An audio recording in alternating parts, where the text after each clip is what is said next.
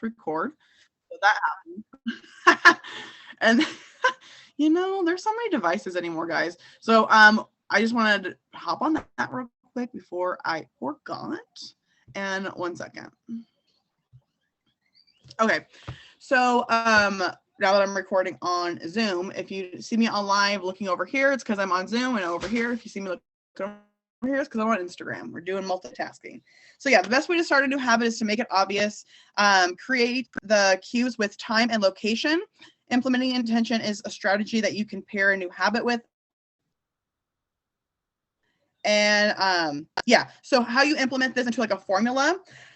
Say, I will, the behavior that you're trying to do, right? At time, whatever time it is, in whatever location it is. Be very specific. Be intentional with what you're saying.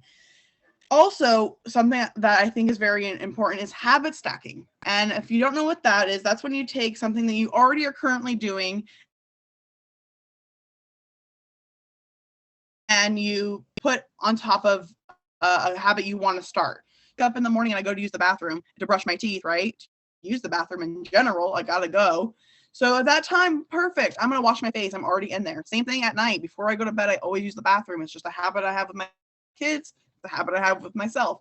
I'm gonna go ahead and wash my face before I do that, just like they brush their teeth, right? So we're adding new habits into your life that are going to benefit you. Then you want to make sure that you're habit stacking and using intention when you're doing that. So another way that you can word this into your life, after I current habit. So after I brush my teeth, I will new habit. I will wash my face, or I will exercise, or I will drink 8 ounces of water if you're trying to like drink more water during the day, whatever it is, right? That was chapter 5, super quick and easy. I love a good quick chapter. That one really was very quick and easy. And the main things that you want to take away from that is habit stack, do things that you're already doing and create new habits with that. And if you forget to do it that day, you forget to do it that day. Do not harp on it, right? Just go with it.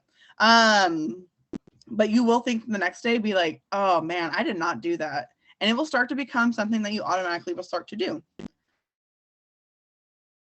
Chapter 6 is motivation is overrated. Environment often matters more. So small changes in context can lead to large changes in behavior over time, right? Just like I was saying right now. Every habit is initiated by a cue.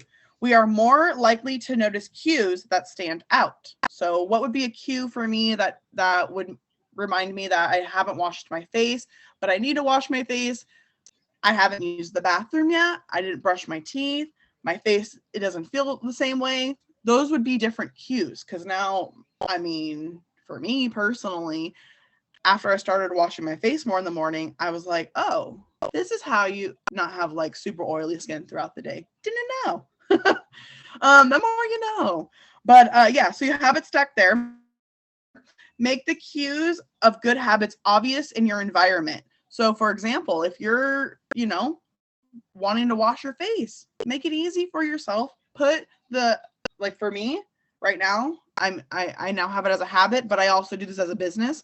So it is next to me, but I have it in a travel kit. So that way I can go from where I work at and where I'm showing people what I'm utilizing, what I'm using and how I use it, to where I actually do use it at. So I make it easy for myself, right? If I were to just put it all out here on my desk, it would make it super difficult. I would be like, oh, I'm probably gonna have to make a bunch of trips back and forth. I wouldn't want to do it. It wouldn't make the cue. It wouldn't make the craving. It wouldn't make the habit any more or less attractive.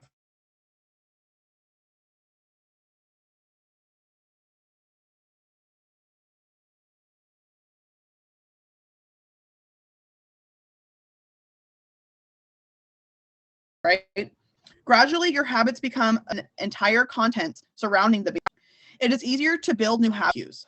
So something that I heard before was you can't heal where you got hurt, right? So if you're trying to lose weight, let's use that one as an example, right? If you're trying to lose weight and your cue is that you have junk food very accessible to you, right? If you don't buy it, it's not in the house. I know that's easier said than done, but literally, I remember for me, the kids go rampage through these chips and these gummies and the little snacks that are for school on the weekend. I leave them in the car. It's out of sight, out of mind. They literally don't even see it, that they forget about it. But they know that during the weekday, okay, yeah, I can have that. But now during the weekend, it's out of sight, out of mind. Before it was there, so they were just like, I need it, I need it, I need it. Sort of that same way, take it out and move it away. Don't put it in front of you. Like I said, these are going to go really quick because these were fast chapters. I really feel like you start to know more on the other chapters because these are easy. It's like, what is a habit? How do I even notice it? What makes me do this habit? It's basically because we are comfortable with it. But the next chapter is chapter 7, which is self-control. The secret to self-control, the inversion of the first law of behavior to change, to make it, if it's not there, you can't see it, right? And you don't want to deal with it. It would take me more to go all the way out to the car to go grab all those snacks that I would want, come back in here, and then I'm already dealing with kids being difficult. So even for me, I'm like, okay, out of sight, out of mind, right? Once the habit is formed, it is unlikely to be forgotten. So once you start doing it more and more, it's more likely to be integrated. And funny enough, your brain will start to be like, how can I better this for myself? How can I make it easier? How can I make it even better? Because now I'm starting to just put things into my life and start to change things. But how can I really make it easier for myself? Because our brain is always going towards that. Like, how can I make my life easy? People with high self-control tend to spend less time in tempting situations. It's easier to avoid temptation than it is to resist it. So if you know in yourself that it's hard for you to resist things, then totally remove yourself from it. If you're a person that can see it and keep pushing, then this probably book wouldn't even matter to you. But if you're listening to this or you're watching this, you're replaying it, you typed in habits and you're trying to figure it out, most likely you have a problem with impulse. Which another thing I wanted to talk about, Sarah and I were talking about this actually, and I was like, girl, my thing is I am impulsive, and I know this about myself. I like that instant gratification, and a lot of us do. A lot of us don't like to do the hard work. A lot of us don't like to do the longer versions of things. You know, I was telling my son yesterday, because he's getting braces, and so, okay, guy, oh my guy, I'm like, all right, my guy, how it's going to go down is it's a process. You're going to have to clean your teeth. You're going to have to make sure you have no cavities. We're going to have to make sure it fits. We're going to have to make sure it's started with your adult teeth. It's a process. And I had to break it down to him. It's just like going to school. You don't just go to school overnight and then you get your degree. Okay. I mean, maybe some places I wouldn't trust that doctor though, but maybe it is. Okay. But for the most part, you're going to school, you're learning every day, you're getting a degree. And even then, after you say it's a doctorate, right? And you start your practice, you're still learning. And if you're not, you're doing a disservice to the people that are your, what are they? Patients. Your patients. You're doing a disservice to your patients. I'm not a doctor. I don't know. But I'm just saying. So, sorry, got off on a sidetrack on that. But one of the most practical ways to eliminate a bad habit is to reduce exposure to the cue that it causes. So, there's that. And then self-control is a short-term strategy. So if you're thinking, I'm just going to out of sight, out of mind, you really have to start thinking about, why am I even craving this? Why is this even an issue? Like, why am I trying to change this? Again, this goes with a lot of awareness. I feel like this is what I kind of said yesterday. If you have an addiction to something, true, like alcohol maybe, and you find that it's not really the smell of it, or it's not really the feeling of it anymore. It's more of like, I'm used to getting off work and grabbing a beer. I'm used to getting off work and having my drink and my glass of wine and just relaxing. And that's what I'm used to. Right. But could you imagine something different? Because how does that make you feel truly? Like when you're drinking and whatever, is that a positive thing, a habit that you can do? That's another thing that I was mentioning yesterday too, was are your habits helping you or are they really hindering you? You know, I know for me, a lot of my habits were and still are like, I'm still like pinpointing, like after I feel like I find at this threshold of like, oh, I'm getting better habits, things are starting to work out, I find out I need more and more and more and more to get to like where I want to get to in life, right? If I'm trying to get to like a millionaire status, I gotta really hone in on the habits that I created for myself. Showing up for myself, holding my own self accountable. That was a big thing for me. I know I'm getting off sidetrack again, but it's a habit. You know, I was the biggest flake. 12 o'clock rolled around, I would have made up an excuse right now. Swear to you. My brain still sometimes does that where I'm like, do I need to do something else before I do this? I did that right before this call, but I'm like, no, this is what I'm supposed to be doing right now. But this is my job. It's just wish on things. You actually have to do on things. So as you're wanting to do things, and I'm saying you're being aware of it, go into that and also be, how can I change this? What can I do right now and do something different? And do it. Actually do it. What is going to be the harm in you doing that? Think about all the times in your life where you had to change something, right? Because you were forced to. I'm going to give you an example. I got into a car accident. Car was totaled. I all of a sudden then had to figure out, how am I going to get around, right? Okay, this was like 4 or 5 years ago when Dakota was like 1. But how am I going to get around, right? Okay, I was forced in that situation. Here's the funny story right before that. I was saying how I needed a new car and that I'm going to look for one and that I need to before this one like kicks the bucket and this and that. And I'm going to tell you something. I feel like when you put that intention out there that, okay, you need something changed, it will either force you or you can go ahead and catch up and do it yourself and be caught up and not be surprised when it actually hits you square in the face. You know what I mean? So don't wish. All right. And then the last chapter I want to go over, which is chapter 8, is going into the second law, which is how to make it attractive, how to make a habit irresistible. The more attractive an opportunity is, the more likely the habit is to be conforming, right? We're not going to do stuff that we don't want to do. We're going to do stuff that makes us want to go do it. So if it's attractive, you're going to go want to do it. Another thing I talked about yesterday, and you can go ahead and watch it again in my live from yesterday or my YouTube. But if you change your environment, you'll start to see like, okay, that's different. And then if you start to change the response, like, okay, I'm not getting appraisal for doing that anymore. I'm getting appraisal for this. That's why like having a really good support system, people who are doing the things that you want to do, is so important. It's so important. Like if you don't have somebody like that, go find it. That's all I got to say.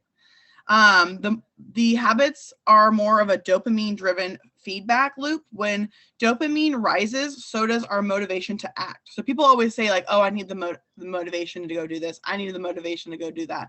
Honestly, no, you just need a little bit of dopamine. And to get that, there's so many different ways to increase that in your own self. And that's just with a reward. Reward yourself.